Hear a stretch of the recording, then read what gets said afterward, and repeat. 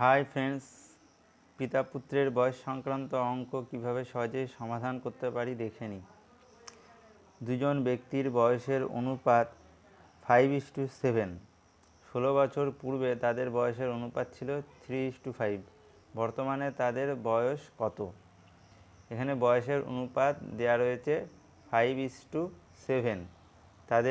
তাহলে আমরা তাদের বয়স বলতে পারি যথাক্রমে 5x 7x।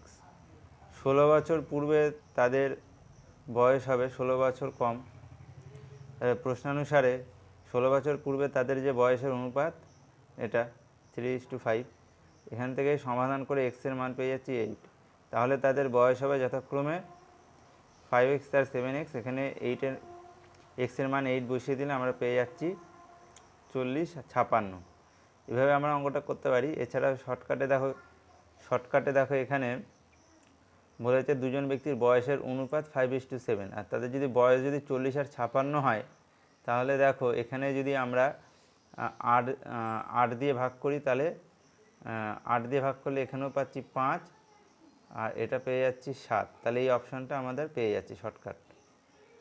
আচ্ছা, সেকেন্ড অঙ্কটা এবার দেখে নাও। অজয় ও তার মায়ের বয়সের অনুপাত 3:11। তাদের বয়সের পার্থক্য 24 বছর। 3 বছর বাদে তাদের বয়সের অনুপাত হবে, বয়সের অনুপাত বলেছে 3:11। তাহলে বয়স যথাক্রমে 3x 11x। প্রশ্নানুসারে আমরা এই 11x এর সাথে 3x বিয়োগ করলে পাচ্ছি 24। এখান থেকে x এর মান পেয়ে যাচ্ছি 3।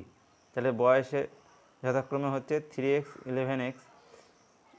এখানে x এর মান 3 বসিয়ে পাচ্ছি 9 33। তাহলে 3 বছর বাদে তাদের বয়সের অনুপাত, 9 সাথে 3 যোগ করব, 33-এর সাথে 3 যোগ করব, ওই অনুপাত আমরা পেয়ে যাচ্ছি তাহলে 1:3। এটা অ্যান্সার।